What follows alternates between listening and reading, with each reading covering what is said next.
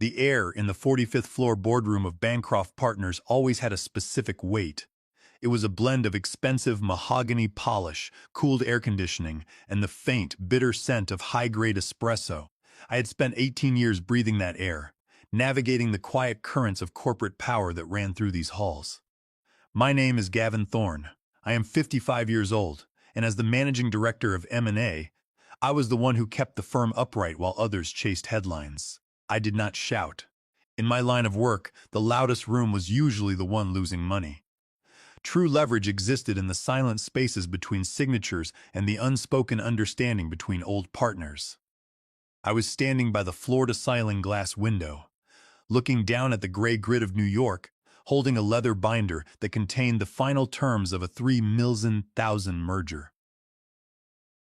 It was a deal I had spent the last 9 months building from a chaotic pile of debt and asset registers into a clean, profitable reality. The door behind me clicked open. It was not the polite knock of a secretary. It was a sharp, aggressive swing. Logan Bancroft walked in. He was 25 years old, wore a stiff blue suit that looked too large for his narrow shoulders, and carried himself with the unearned confidence of someone who had never had to pay for a mistake. He had received his MBA 2 weeks ago, and his uncle, the senior partner Preston Bancroft, had immediately created the title of Chief of Staff for him. It was Logan's first day on the job.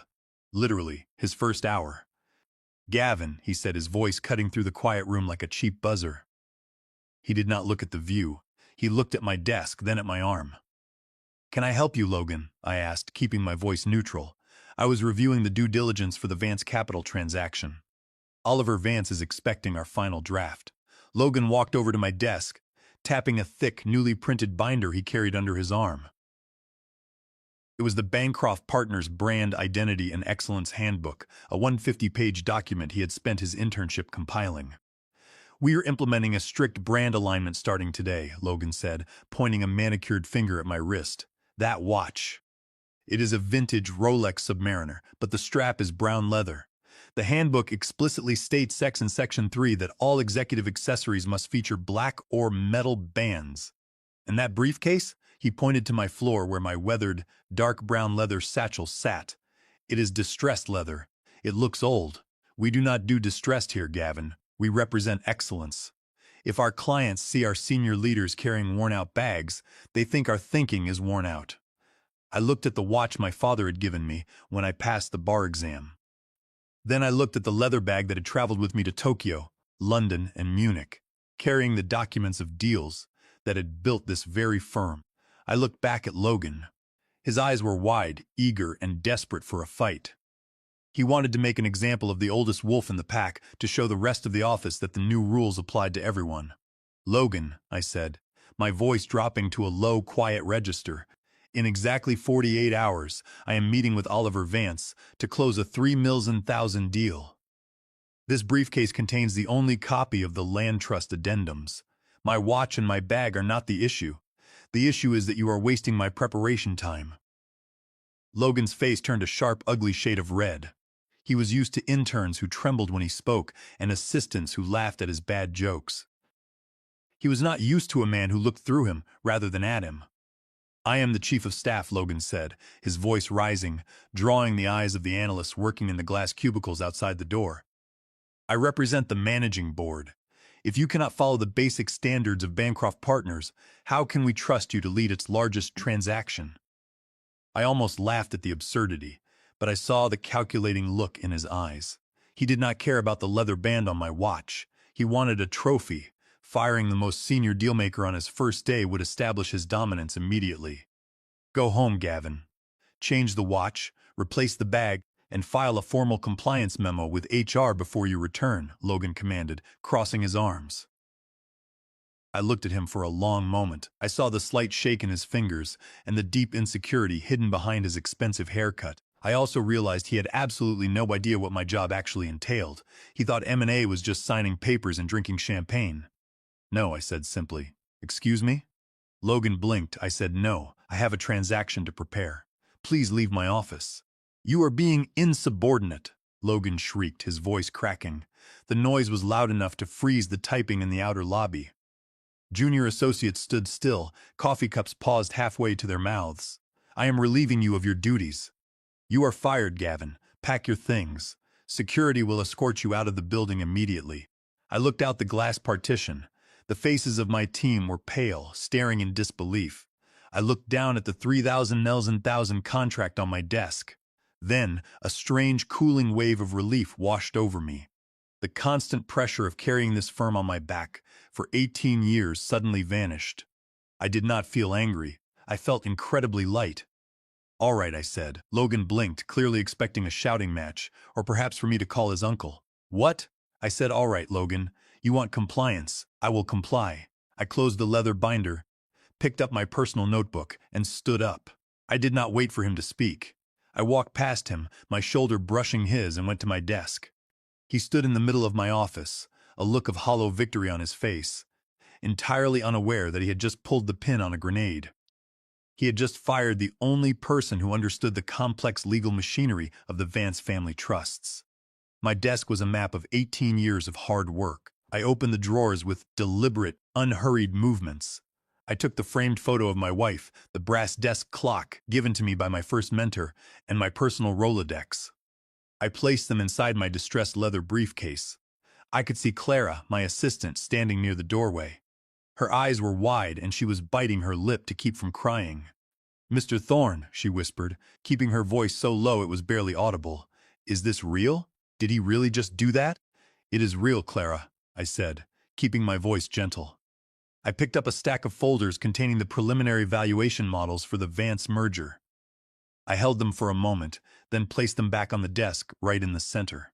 "But the Vance deal," Clara whispered. "The signing is in 48 hours. Nobody else knows the transition terms. Nobody else knows how we structured the Montana property liabilities." "I am sure Logan has it under control," I said, and the words felt like ice. "He has an MBA, Clara. He wrote the handbook." I sat down at my computer, logged out of the secure network, and cleared my local drive. I did not delete company files, but I removed my personal notes and my proprietary valuation macros. Specifically, I revoked the active license key for the Thorne integration model. The model was a complex, copyrighted financial forecasting algorithm I had developed and registered under 17 U.S.C. Section 106 before I ever signed my employment contract with Bancroft Partners. The company had a non-exclusive license to use it, but that license was legally tied to my active employment. The moment my employment ended, the license was revoked. If they attempted to run the Vance merger models without my active key, the system would lock them out of the live calculations. I picked up my leather briefcase, put on my coat, and walked out. The entire floor was dead silent. Analysts kept their heads down, but their eyes followed me to the elevator bank. Logan was waiting there, flanked by 2 security guards who looked deeply embarrassed. Bob, the head of security, had known me for 15 years. He did not even look at my bag. "Make sure he is not carrying any proprietary data," Logan snapped. "He is clean, Mr. Bancroft," Bob said, his voice flat. Logan sneered. "Good, get him off my floor. I want this outdated attitude out of our company." The elevator doors slid open with a soft chime. I turned to Logan and gave him a genuine warm smile. "Thank you, Logan," I said. "What?" "For showing me where the priorities of this firm now lie," I said. "Good luck with Oliver Vance. The Montana clauses require a personal touch." The doors slid closed, cutting off his angry, confused face. I felt the smooth descent of the elevator, and for the first time in a decade, I smiled as I walked out into the afternoon sun. I went to a quiet tavern 2 blocks away, ordered a neat bourbon, and turned my phone completely off. It was 10:30 in the morning, and the clock was ticking. I spent the rest of that Tuesday morning walking through the Metropolitan Museum of Art. For the first time in 18 years, I did not have 3 phones buzzing in my pockets. I stood in front of classic oil paintings, noticing the brushstrokes, the subtle layers of shadow, and the quiet dignity of faces captured centuries ago. It was remarkable how much detail you missed in the world when you were constantly carrying the weight of a multi-billion-dollar corporate merger on your shoulders. I sat on a bench, breathed in the cool, silent air of the gallery, and felt a profound sense of peace.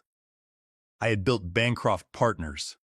I had secured their reputation, mentored their associates, and brought them to the table with some of the largest family fortunes in the country. And in less than 30 minutes, a 25-year-old with a brand new suit and no understanding of loyalty had swept it all away. At 6 p.m., I returned to my brownstone in Brooklyn. I poured a glass of Cabernet Sauvignon, sat by the fireplace, and finally turned my phone back on. The device immediately began to vibrate. It did not stop for nearly 3 minutes. The screen was a digital avalanche of desperation. I had 22 missed calls from the office, 8 from Bradley, the CFO, 5 from Stewart, our general counsel, and a staggering 45 text messages from Clara. I took a slow sip of my wine and opened Clara's messages. They told the story of the day with absolute clarity. Clara, 11:30 a.m. Gavin, HR just found out about your termination. Stewart is furious. He is locked in a room with Preston Bancroft right now. Nobody knows who authorized this. Logan is hiding in his office. Clara, 12:45 p.m.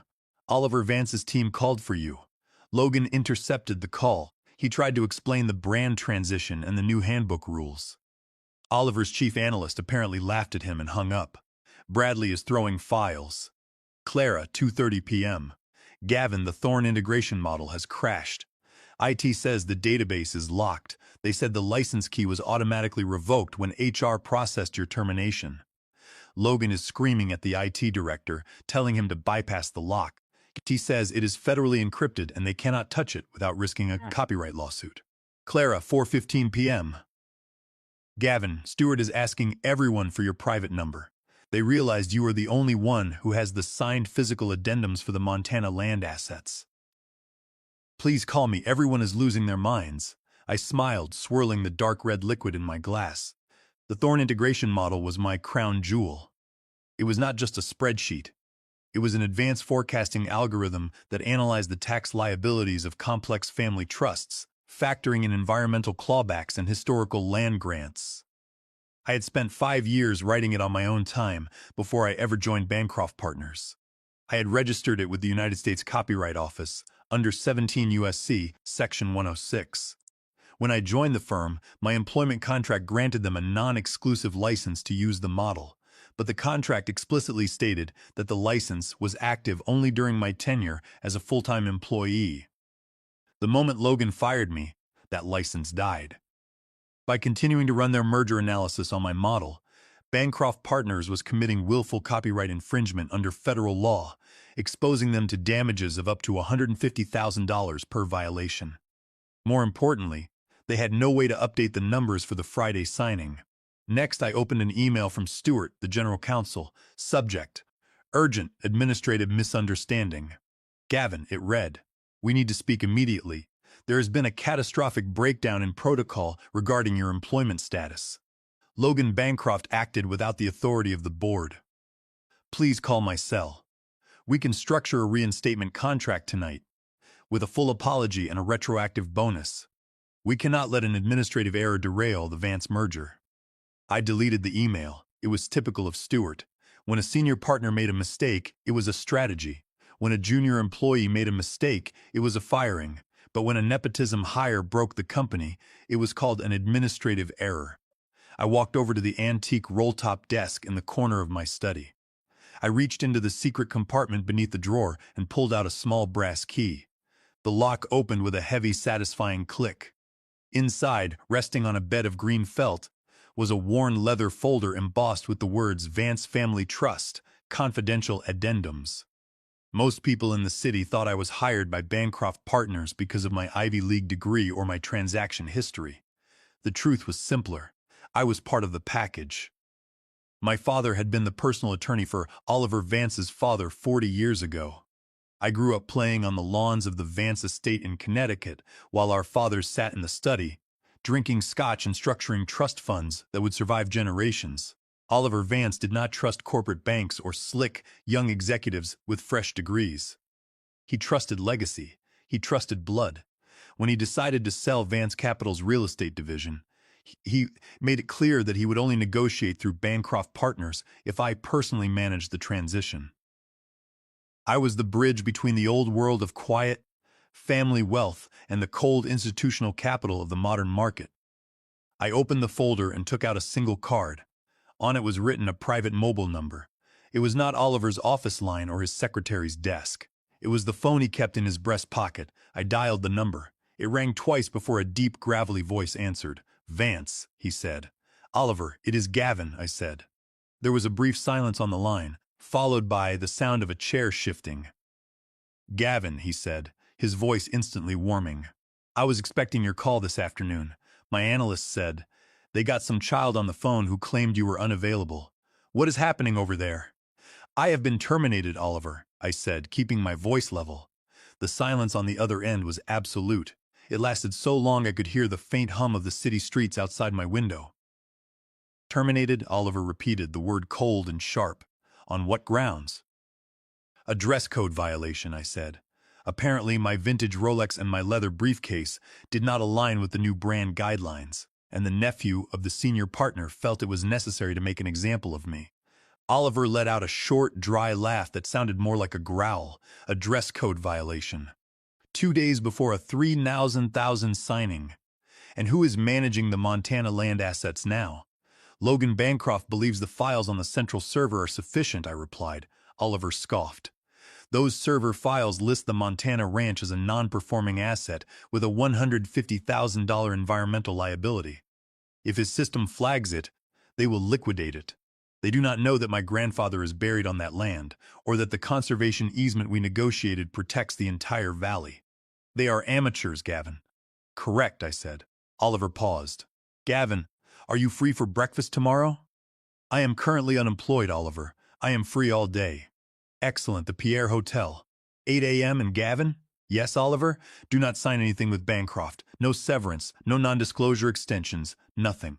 "I would not dream of it," I said. "Good. Sleep well, Gavin. We have work to do."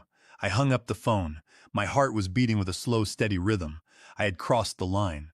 I was no longer just a dismissed employee waiting for a lawyer to negotiate an exit package. I was an active player in a game that was about to cost my former firm everything they had built. I locked the roll-top desk and sat back down by the fire.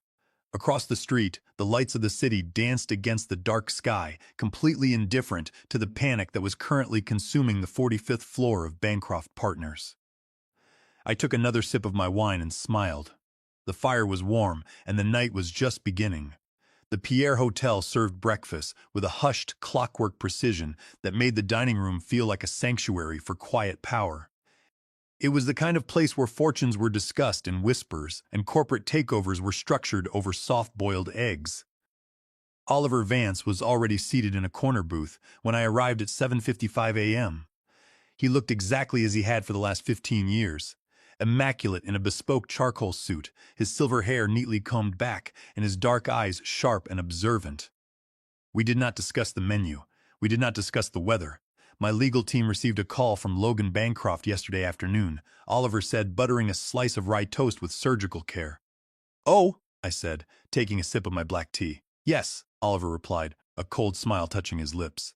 The boy sounded out of breath. "He told my lead counsel that you had been rushed to the hospital with severe exhaustion. He claimed you had fully briefed him on all the transition files before you collapsed, and that he was prepared to lead the signing on Friday." The audacity of the lie was breathtaking but not surprising. In the world of high-stakes acquisitions, amateurs always try to manage the clock. If I was sick, the contract allowed for a temporary extension. But if I was fired, it triggered a key man disclosure clause.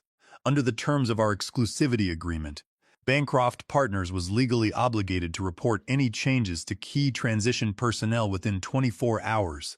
Failure to do so made the agreement voidable at our discretion. Logan was trying to buy time to charm Oliver's team, hoping he could figure out the transaction details before the signing. "He thinks I am a checkbook with legs," Oliver said, wiping his fingers on a linen napkin.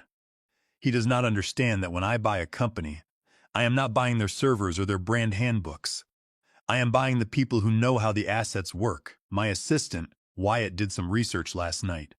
Apparently, the board at Bancroft Partners was not notified of your termination until this morning. Bradley, the CFO, is reportedly throwing office furniture. The senior partners are in a state of absolute panic." "That sounds like Bradley," I remarked. "Here's the situation, Gavin," Oliver said, leaning forward.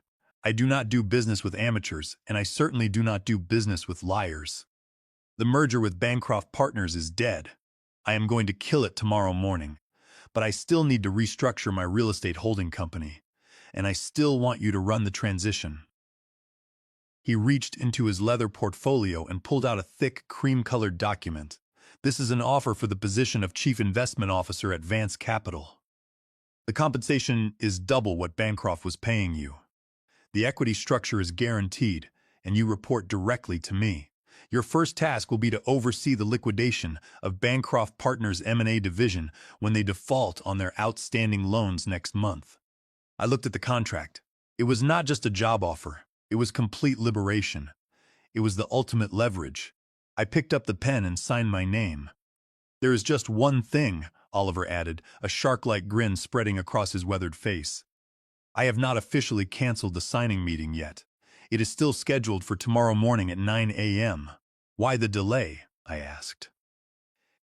"Because I want to see the look on Logan Bancroft's face when he tries to explain why his hospitalized managing director is sitting on the other side of the table," Oliver said. "I want you in the lobby of their building at 9:15. I will handle the meeting upstairs. You just handle the exit." I felt a cold shiver of anticipation. "I will be there," I said. That afternoon, I walked past the Bancroft Partners Tower on Madison Avenue. I stayed on the opposite side of the street, wearing dark sunglasses, watching the frantic activity through the glass walls of the 45th floor. Figures were pacing in the hallways. The lights remained on long after the sun began to set. It looked like an anthill that had been kicked. I checked my personal email. There was a direct message from Logan's private account. Subject: Personal. Gavin. Gavin, it read. "Please call me. We need to resolve this." I had a stress reaction. The pressure of the transition was immense, and I made an emotional decision. My uncle is asking for the Montana files, and the IT department says they cannot access the valuation models without a licensing override. Let's sit down and discuss a consulting fee to clear this up. I deleted it. In the major leagues, there are no takebacks. Logan had read the handbook, but he had failed to read the room. The next morning, the sky was a heavy, bruised purple, threatening rain. I sat in a corner booth at The Grind, a coffee shop directly opposite the entrance of the Bancroft Partners building. It was 8:30 a.m. Wyatt, Oliver's assistant, sat across from me. We had a stack of onboarding papers on the table. "Oliver is on his way," Wyatt said, checking his watch. "He is 5 minutes out. He asked me to ensure you were visible." I looked through the glass window of the coffee shop. The lobby of the Bancroft Tower was clearly visible. Pacing back and forth near the security desk was a figure in a bright white suit. Logan Bancroft. He looked disheveled. His tie was slightly crooked, and he was waving his hands frantically at a receptionist. He was trying to establish himself as the gatekeeper, waiting to greet Oliver Vance personally. Suddenly, Logan stopped. He looked out the glass doors of the lobby, scanning the street. His eyes locked on the coffee shop window. Even from 50 yards away, I saw him freeze. He recognized me. More importantly, he recognized Wyatt. He knew Wyatt was Oliver's right-hand man, and he was sitting with me, laughing, handing me a pen. Logan pressed his face against the glass of the lobby. He pulled out his phone and started dialing. My phone, resting on the wooden table, remained silent. I had blocked his number 12 hours ago. "He is dialing," I noted, taking a slow sip of my coffee. "Let him sweat," Wyatt said, not even turning around to look. "Panic makes people sloppy, and Oliver Vance hates sloppy." I watched Logan turn to the receptionist, pointing at us, likely screaming for building security to do something. The receptionist simply shook her head and looked away. Logan spun around and ran toward the elevator bank, likely rushing back to the 45th floor to warn his uncle and the board. But there was nothing he could say that would save him. The truth was already in the building. Wyatt gathered our papers and stood up. "You are officially on the payroll, Gavin. Welcome to Vance Capital. Now, per Oliver's instructions, wait here for exactly 15 minutes. Then cross the street and enter the lobby. Be the ghost at their feast." I watched a sleek black sedan pull up to the curb. The driver opened the door and Oliver Vance stepped out. He buttoned his double-breasted jacket, checked his cuffs, and looked up at the Bancroft Tower with the cold, calculating expression of a demolition expert. He did not look at the coffee shop. He walked straight through the revolving doors. It was showtime. The lobby of the Bancroft Partners building was designed to project an image of absolute stability. 3 stories of white marble, a massive water feature that hummed with a low, expensive vibration, and polished steel columns that reflected the gray morning light. I walked through the revolving doors at exactly 9:15 a.m. The cool, air-conditioned air hit my face, carrying the familiar scent of the building I had worked in for nearly 2 decades. I did not rush. I walked with a slow, measured stride, my heels clicking on the marble floor. I was wearing my charcoal wool suit, my vintage Rolex with the brown leather strap, and my distressed leather briefcase was slung over my shoulder. The scene near the security turnstiles was already playing out like a theater production. Oliver Vance stood in the center of the atrium, refusing to touch the elevator buttons. He was flanked by his assistant, Wyatt, and 3 security guards. Standing opposite him were Bradley, our CFO, Stewart, the general counsel, and Logan Bancroft. Logan was sweating through his white suit, his hands waving in the air as he spoke. He looked slightly disheveled, his hair no longer perfectly in place. I stopped about 15 feet away, standing near a large marble pillar. I was close enough to hear every word, but far enough to remain out of their immediate line of sight. "Mr. Vance, we have everything prepared in the 45th floor conference room," Logan was saying, his voice thin and tight, echoing off the high stone walls. "The digital agreements are ready for your signature.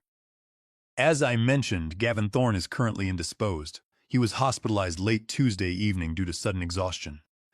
We did not want to alarm your team, but I have been fully briefed on all the files. I am prepared to sign on his behalf." Oliver Vance did not move. He did not look at the elevator. He simply stared at Logan with a flat, cold expression. "Hospitalized," Oliver repeated, his voice carrying clearly across the quiet lobby. "Yes," Logan said, nodding quickly, trying to force a professional smile. "A very sudden medical emergency. But he assured us he had completed the transition models. It is a minor delay, but we are fully prepared." Oliver reached into his jacket pocket and pulled out his private mobile phone. He tapped the screen once. "That is interesting, Logan," Oliver said, "because I just received a message from Gavin. He says the espresso at the coffee shop across the street was excellent, and he is currently standing right behind you." Logan froze. The blood drained from his face so quickly he looked like a statue in the marble lobby. Bradley and Stewart both snapped their heads around, their eyes wide. I stepped out from behind the pillar and walked forward. I did not say a word. I simply looked at them, my vintage leather briefcase in hand. The silence that fell over the lobby was heavy enough to crush a car. Logan stared at me, his mouth opening and closing like a fish out of water. "You," he whispered, pointing a shaking finger at my chest. "You are supposed to be. You are lying. You were fired." The words spilled out of him before his brain could stop them. Bradley, the CFO, turned on Logan, his eyes bulging. "You did what?" Bradley roared.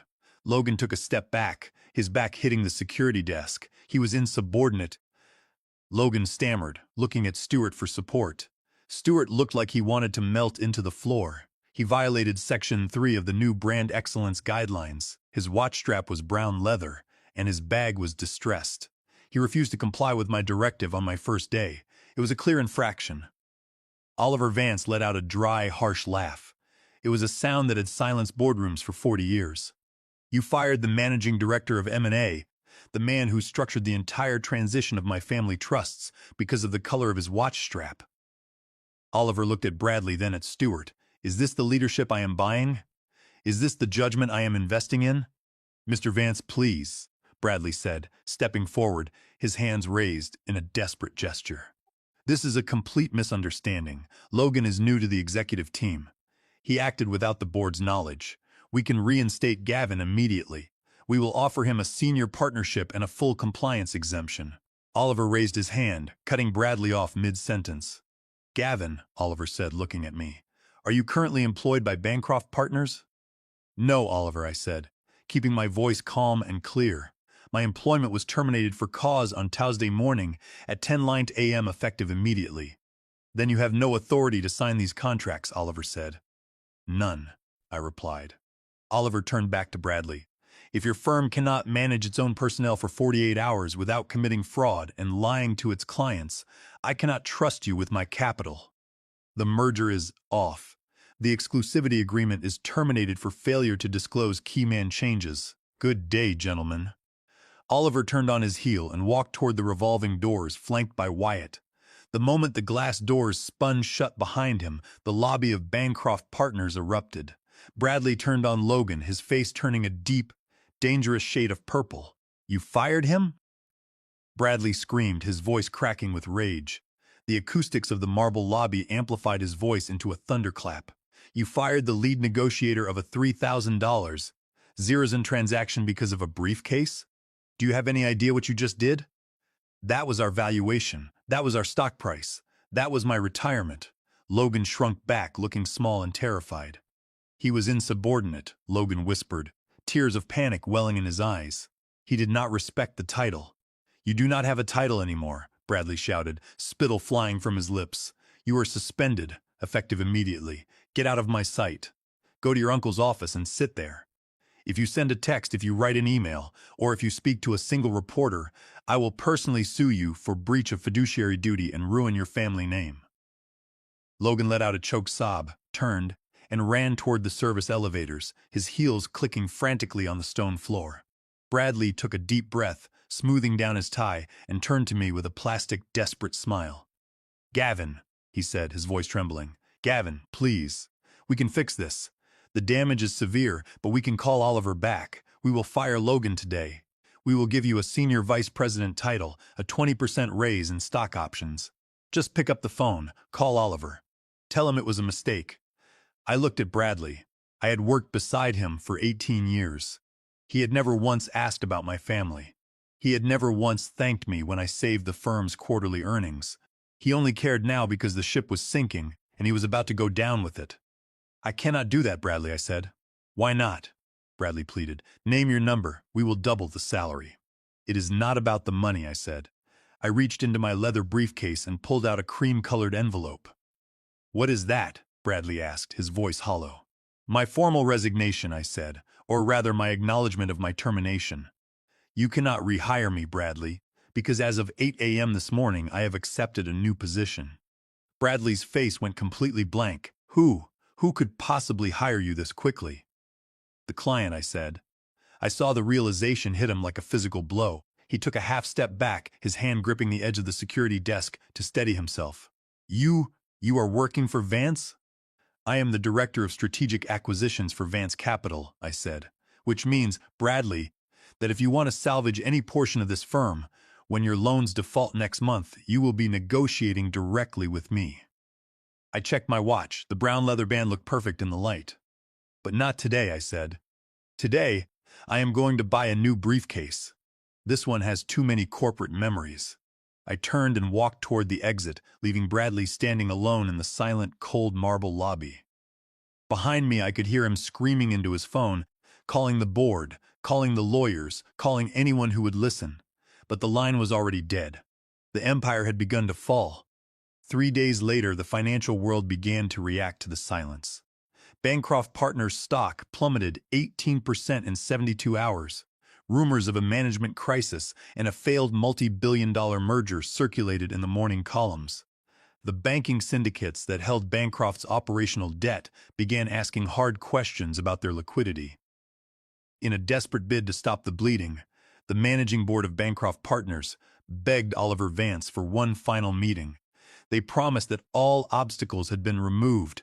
They promised that the deal could be restructured under any terms he desired. They simply needed him to come back to the table to reassure the market. Oliver agreed on a single condition. The entire executive committee, including the senior partner Preston Bancroft, the CFO Bradley, and Logan Bancroft, had to be present. The boardroom on the 45th floor was freezing, the air conditioning running at maximum capacity, but the air felt heavy and hot. The partners were sweating through their shirts. Logan sat at the very end of the mahogany table, looking incredibly small. His bright white suit was gone, replaced by a drab, ill-fitting dark gray one. His uncle, Preston Bancroft, sat 3 seats away, staring straight ahead, refusing to acknowledge his nephew's presence. The double doors opened. Oliver Vance walked in first, followed by his assistant Wyatt and then me. I walked in last. I was wearing a sharp, custom black suit with gold buttons, and I carried a brand new, polished black leather briefcase. A collective, sharp gasp went around the room. Logan's head snapped up, his eyes widening in absolute horror. Gavin, Preston Bancroft stammered, half rising from his chair, before Oliver motioned for him to sit. We believe this meeting is to discuss the reinstatement of the 3,000,000 merger, the CEO began, his voice trembling as he looked at Oliver. Oliver sat at the head of the table. He did not open his leather portfolio. He did not look at the printed contracts they had laid out. I am not here to merge, Oliver said, his voice flat and steady. I am here to make an asset purchase offer for Bancroft Partners M&A division and client portfolio at 30 cents on the dollar. 30 cents? Bradley, the CFO, shrieked, slamming his hand on the table. That is outright robbery. The valuation was 3,000 million thousand. We have the data models. That was the price when you had competent leadership, Oliver said coldly. That was the price when Gavin Thorne was managing the transition. Now you have chaos, and your debt is about to be called. Gavin is now my director of strategic acquisitions. He has spent the last 48 hours auditing your assets. He tells me your firm is hollow. The room turned to look at me, their eyes filled with a mixture of betrayal and desperation. They expected loyalty from the man they had discarded over a dress code guidelines infraction. We ran the numbers, I said, keeping my voice calm and professional. Without the Montana addendums, which remain my personal intellectual property, the environmental liabilities on the Vance estate clause back 45 million thousands in value.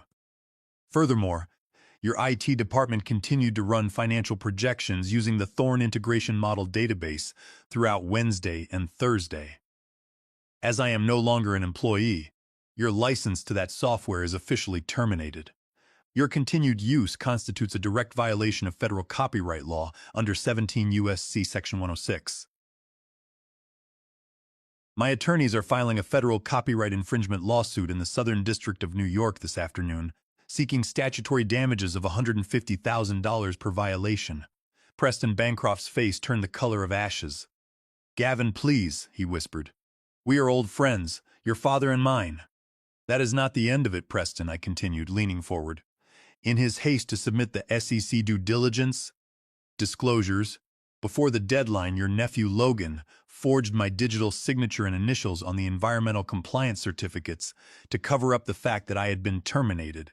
We have the server logs proving the signature was uploaded from Logan's terminal while I was off the network. Under California Penal Code Section 470, this forgery makes the entire SEC filing void ab initio. It is null and void from the very beginning. Bancroft Partners has submitted fraudulent filings to a federal regulatory agency. The SEC investigation will begin by Monday. The room went completely silent. It was a silence so deep you could hear the hum of the computers in the wall. The partners stared at Logan with a hatred that was palpable. Logan looked as if he might faint, his hands trembling on the table. The CEO looked at me, his eyes pleading. Gavin, we can fix this. We will fire Logan today. We will strip him of his family credentials. We will give you a seat on the managing board. We will give you Preston's office. Just tell Oliver to sign the original merger agreement. Save the firm, Gavin.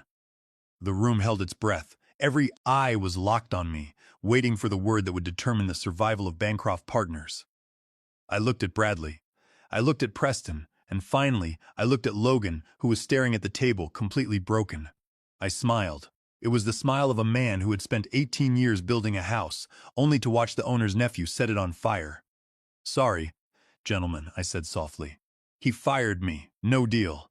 Oliver Vance stood up and buttoned his jacket. You heard the director. The offer is 30 cents on the dollar. You have until 5 p.m. today to sign the asset transfer. If you decline, we will wait for the bankruptcy court to auction your assets next month, and we will buy them for 10 cents. Good day. Oliver turned and walked out of the room. I followed him, my new leather briefcase in hand. I did not look back. I did not need to. The silence behind us was the sound of a crumbling empire. As we waited at the elevator bank, Oliver handed me a blue folder. Good work, Director, he said, his voice warm. Thank you, Oliver, I said. The elevator doors slid open with a soft chime. I stepped inside, and for the first time in 18 years, I did not look in the brass reflection to check if my tie was straight or my buttons were aligned. I knew they were perfect. We went down, leaving the wreckage on the 45th floor behind us, and I finally took a deep, clean breath. You are the real stars of this corporate jungle. Thanks for watching. Hit subscribe or I will turn off the database keys to your office memories.